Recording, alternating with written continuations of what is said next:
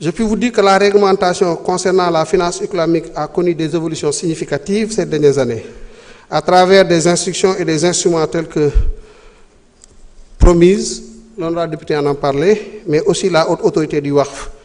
Donc l'écosystème de la finance islamique est à date riche d'une banque, la Banque islamique du Sénégal, qui véritablement est à fond dans la finance islamique, mais de plusieurs guichets, des branches que nous pouvons retrouver dans certaines banques. Nous pensons à Coris Bank, qui a une branche islamique par exemple, et 2 SFD islamiques, à savoir Taïsir et Ar-Rahma, et une société de Takful. Il convient de noter que le dossier d'agrément d'une 3e SFD, à savoir Bouchra Microfinance, toujours lié à la BIS, à la Banque islamique du Sénégal, son dossier d'agrément est assez avancé et que plusieurs sessions de formation ont été organisées pour avoir une masse critique d'experts en la matière.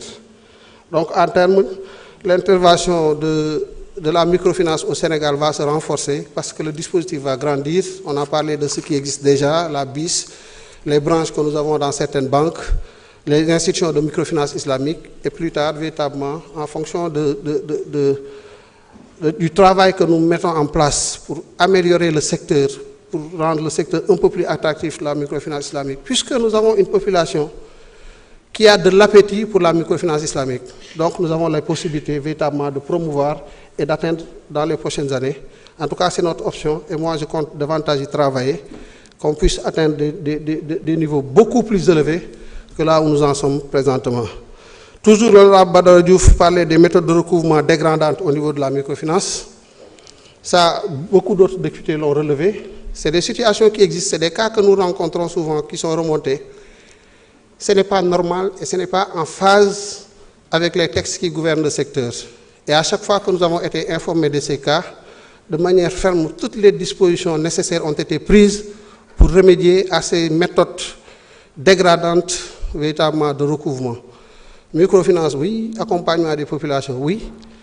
Si les gens ont des difficultés, oui, ça peut se comprendre. Il faut les accompagner. Il faut trouver les bonnes expressions, les bonnes formules pour arriver à recouvrer véritablement les montants qui sont dus à ces institutions. Il faut aussi que nous intégrions véritablement dans notre ADN, je pense que l'honorable député Aïb Dafé l'a dit, que Atte Borfay. Donc nous sommes très fermes sur ça, mais nous veillerons aussi à ce que la condition humaine ne soit pas dégradée parce que un client doit de l'argent à une institution financière.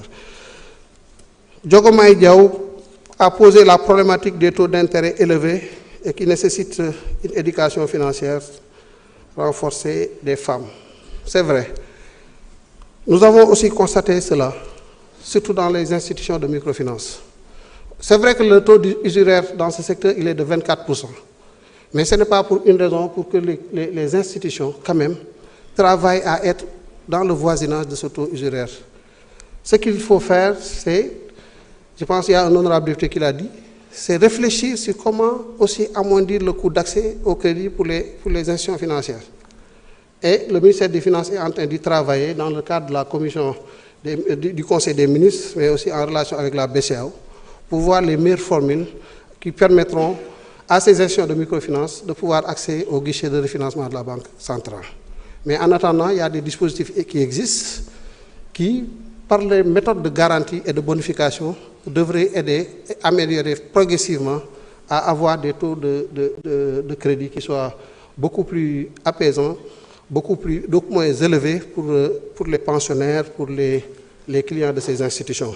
Nous y travaillons et l'idée pour nous, c'est davantage d'accompagner le FONGIP, c'est d'accompagner FONAMIF, qui sont véritablement sur ces créneaux-là, en les encadrant et en les dotant de moyens qui leur permettent de multiplier leurs interventions vis-à-vis des populations, en tout cas clientèle, qui demandent un peu l'accompagnement de ces services-là. Dans les solutions, Diogomaye a parlé effectivement d'une éducation financière. Ça, c'est fondamental sur toutes les questions financières. Toutes les préoccupations qui ont été posées ici doivent faire l'objet d'une éducation à ces questions financières. Et nous sommes en train d'y travailler avec la Direction générale du secteur financier, mais aussi avec l'Observatoire de la qualité des services financiers. Et le programme est évalué aujourd'hui à 12 milliards. Et le mode de financement a été bien paramétré. L'État doit venir pour 40%, le secteur privé pour 20%. Les partenaires techniques financiers se sont aussi manifestés pour nous accompagner à hauteur de 40%. Et globalement, nous atteindrons cet objectif véritablement d'organiser, mais sur toute l'étendue du territoire et par rapport à toutes les couches de la population, ces modules de formation véritablement et aux questions financières. Honorable Fatou Ngom a posé la question de savoir comment améliorer le financement du monde rural. Il y a de ce point de vue-là plusieurs pistes qui peuvent être explorées par l'État et la Banque centrale, et nous y travaillons. C'est l'intervention à travers des entités dédiées, je l'ai dit tout à l'heure, comme FONGIP, mais aussi comme l'ADER. L'ADER qui doit jouer son rôle, véritablement qui est en train de faire un bon travail, mais avec l'accompagnement, avec les perspectives de collaboration avec les institutions de financement aussi, parce que ça c'est aussi important.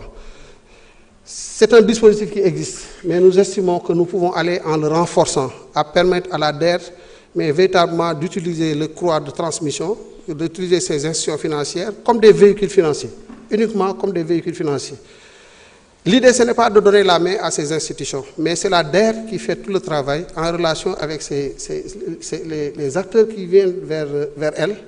Et après, pour le financement, utiliser un instrument financier. Et ça permet à ces instruments aussi d'approfondir véritablement leur perspective, véritablement de toucher à l'économie en termes de soutien. Donc, de ce point de vue-là, le travail nécessaire sera fait pour accompagner davantage l'ADER à lui doter le moyen pour lui permettre véritablement de jouer le rôle qui est attendu et qu'il est en train véritablement de bien faire.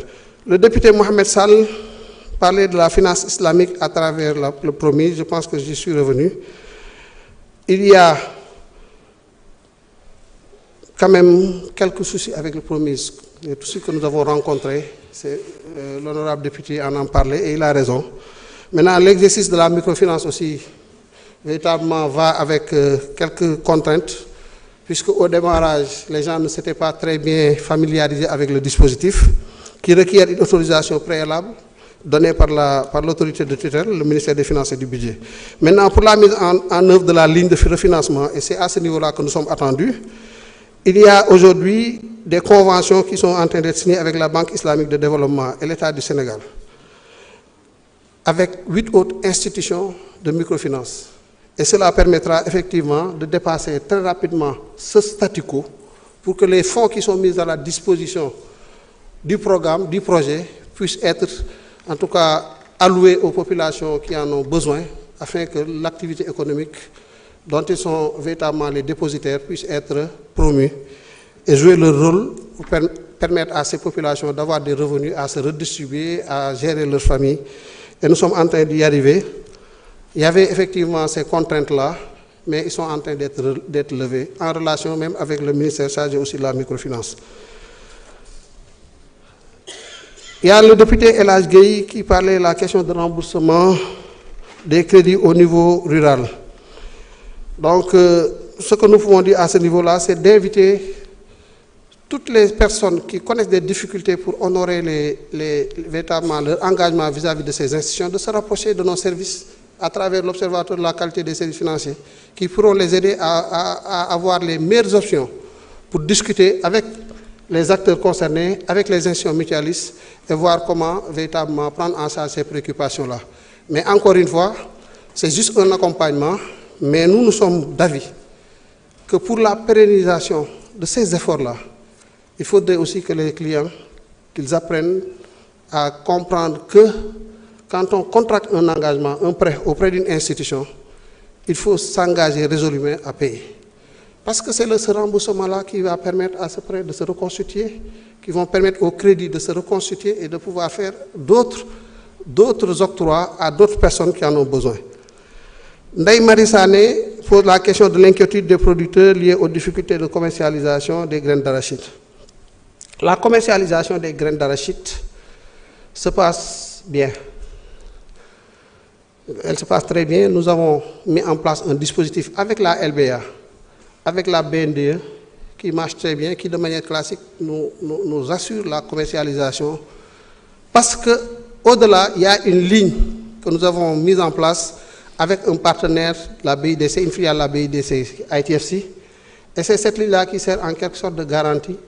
Et ces institutions prennent les ressources pour pouvoir aider la Sonacos à acheter les graines. Cette année, il y a eu quelques difficultés avec ITFC par rapport à l'audit de la situation des finances publiques. Mais aussitôt, nous avons mis en place pour avoir un crédit de substitution avec la BADEA. Aujourd'hui, toutes les validations ont été faites. Et dans la foulée, en attendant le décaissement, nous avons mis en place un pool bancaire qui est en train de faire un peu le travail relais en attendant le décaissement. C'est Banque Islamique qui a décaissé récemment pour 6 milliards. C'est la CBAO, c'est Ecobank. C'est la LBA elle-même qui est venue tout récemment pour 3 milliards et ainsi de suite. Donc la campagne se passe bien. Et toutes les dispositions sont prises pour qu'il n'y ait pas de rupture dans cet exercice-là. Et Inch'Allah, il n'y aura pas de rupture. Cette année, nous sommes à 38 milliards de volume financier en cours à date, au moment où je vous parle, contre 5 milliards 800 l'année dernière, à la même période. Donc 7 fois plus que ce que nous avons fait l'année dernière. On était l'année dernière à 16 000 tonnes d'arachide collectées. Cette année, nous en sommes à 121 000 tonnes d'arachide. Donc la campagne se passe très bien quand même. Et il faut apprécier ces efforts qui sont faits. Nous pouvons faire mieux et nous devons travailler à faire mieux. Et c'est ça notre responsabilité et nous y sommes tous les jours. Pour les autres questions, il y en a beaucoup.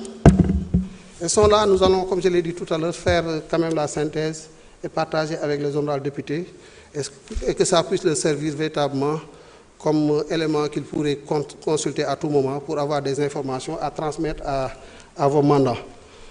Pour les autres questions d'ordre général, pour l'essentiel, moi je suis en phase avec la plupart des préoccupations qui ont été posées. L'honorable député Thierno Alassane Sall a parlé du travail de contrôle budgétaire dévolu à l'Assemblée nationale. Et je suis de son avis. Et avec le président de la commission contrôle, nous avons décidé de renforcer la collaboration, de renforcer les séminaires de formation, de partage et de renforcer les cadres d'échange sur la gestion de nos finances publiques. Parce que nous sommes là pour ça.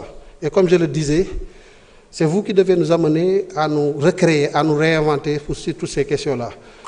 Par rapport à toutes les autres préoccupations, nous sommes en train de faire le travail. Moi, je puis vous assurer que nous sommes même en avance sur beaucoup de choses.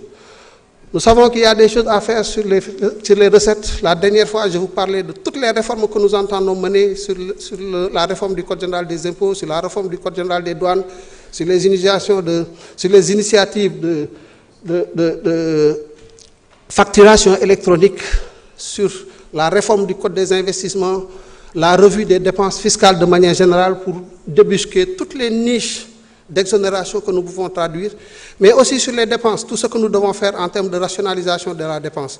L'exercice est en cours. Nous avons fait déjà beaucoup de choses dans le cadre de la loi de finances initiale pour l'année 2025. Le travail n'est pas encore bouclé. D'ici la fin du mois de février, tous les ministères sectoriels sont appelés à mettre à jour les lettres de politique sectorielle, à aligner véritablement leur programme budgétaire à ces nouvelles déclinaisons de la vision Sénégal 2050, parce que la vision Sénégal 2050 est une vision globale. Vous pouvez terminer. Pas de souci. Merci. La vision Sénégal 2050 est une vision globale. Et la vision globale doit faire l'objet d'une déclinaison sectorielle. Donc chaque secteur, à travers la lettre de politique sectorielle du département, devrait arriver à aligner donc les préoccupations de son secteur à cette nouvelle vision. Et par ricochet, se doter d'une nouvelle liste de programmes budgétaires. Chaque programme budgétaire devra identifier les actions pertinentes et les activités pour permettre d'atteindre les objectifs que nous nous sommes fixés dans le cadre de ces projets annuels de performance, décliner ces différentes activités dans un document que nous appelons document de programmation pluriannuelle des dépenses pour nous permettre véritablement d'avoir tout ce qu'il faut, mais toute la documentation budgétaire nécessaire afin de faire le travail qui est attendu. Ça, c'est clair, nous sommes en train de le faire. Mais aussi, nous sommes en train de travailler sur la maîtrise de notre endettement.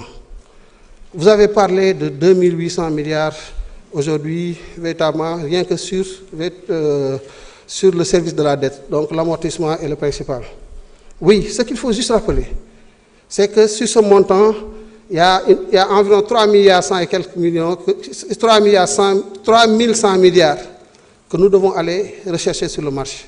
Et sur ces 3100 milliards, considérez que les 2900 milliards, c'est des amortissements de la dette antérieure. Donc, ce n'est pas des questions, mais c'est ça la visibilité qu'il faut avoir de la situation. Maintenant, nous en sommes conscients, c'est pourquoi je vous parlais aussi de gestion active de la dette. La dernière fois, on en a beaucoup parlé, et nous devons travailler davantage à vous amener à maîtriser tout cela. Le ministère des Finances est en train de travailler sur toutes ces réformes-là. Ce que nous voulons, c'est avec les partenaires techniques et financiers, changer complètement de paradigme. Même avec le Fonds monétaire, le travail que nous faisons, ce n'est pas le fonds qui le dicte, c'est nous qui, compte tenu de notre situation, compte tenu de notre réalité, savons que voilà ce qu'il faut faire et prenons les engagements à le faire et préparons même les documents qui devront faire l'objet de discussions dans le cadre de ces relations avec les partenaires techniques et financiers. Pour le reste, ce n'est pas très important. Nous allons travailler, nous allons continuer à travailler dans la sérénité parce que nous avons besoin de sérénité. Le contexte est très difficile. Nous n'avons pas le temps souvent de regarder derrière, de regarder au niveau du rétroviseur. Ce qui est important, c'est que nous soyons conscients de ce qui nous attend et que nous soyons aussi quittes avec nos consciences. Parce que nous sommes conscients d'une chose, c'est que ce pays vient de très loin. Des gens ont fait des sacrifices, y compris le sacrifice ultime. 80 personnes sont mortes pour le Sénégal. Ils ne peuvent pas être plus sénégalais que nous, nous ne l'accepterons pas. Nous nous sommes gorés. Et nous, comment nous pouvons travailler à rendre hommage à ces gens-là? C'est que c'est les responsabilités qui nous sont confiées, que nous attachions nos ceintures et que nous travaillons à aller vers l'atteinte des objectifs. Et c'est le plus important. Le ministère des Finances fait l'objet de convoitises. Il y a beaucoup de choses qui se disent autour du ministère des Finances, pour ne pas dire autour du ministre des Finances lui-même. Les débats sont là, on n'entrera pas dans certaines considérations, puisque certains dossiers certainement sont maintenant auprès de la justice, et la justice fera son travail. Mais je puis vous assurer d'une chose, c'est que nous ne serons pas pris à défaut. Parce que le ministre des Finances, le Premier ministre, c'est vrai, il a appelé le Sénégal à la transparence, il nous a appelé au Djoub Djoubel Djoubanti. Après que le président de la République nous ait appelés à cela. Mais je puis vous dire une chose, c'est parce que nous partageons ces valeurs que nous sommes là. C'est parce que nous partageons ces valeurs que nous sommes là. Moi, je n'accepterai pas que le président de la République, on va voir ça sur l'offre, le président de la République, nous avons des valeurs. Nous avons des valeurs qui sont bonnes, mais nous avons des valeurs qui sont bonnes. Premier ministre na am valeur yu baax yépp waaye du ma nangu mu ëppale ma ko léegi nag li ñu war a def xam nañ ko dañ ci nekk nañ ñaanalante moo gën ñu ñaanalante yu amul solo parce que en définitive c'est le Sénégal qui compte et si nous n'avons même pas le droit de ne pas atteindre les objectifs qui sont les nôtres. Donc mettons focus sur l'essentiel. Moi man du ma déglu kuy wax safaan parce que amul ma njëriñ li ma bëgg mooy bis ma fiy jógee bis may teg ci jaag di ma dugal ci bàmmeel ma xam ne def naa la ma mënoon def li ci des nag yàlla mottali ko jërëjëf.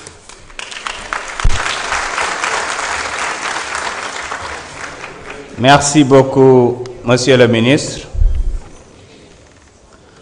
La discussion générale est close. Vous voulez prendre la parole? Vous voulez prendre la parole? La discussion générale est close. Nous passons au vote des articles du texte de la loi.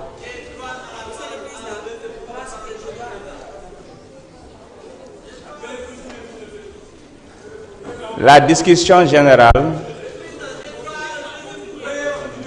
est close. Chers collègues, maintenez vos cartes insérées. Nous passons au vote des articles du texte de la loi numéro 1/2025 portant réglementation bancaire. Monsieur le rapporteur, veuillez venir nous lire les articles du titre premier. Allez-y.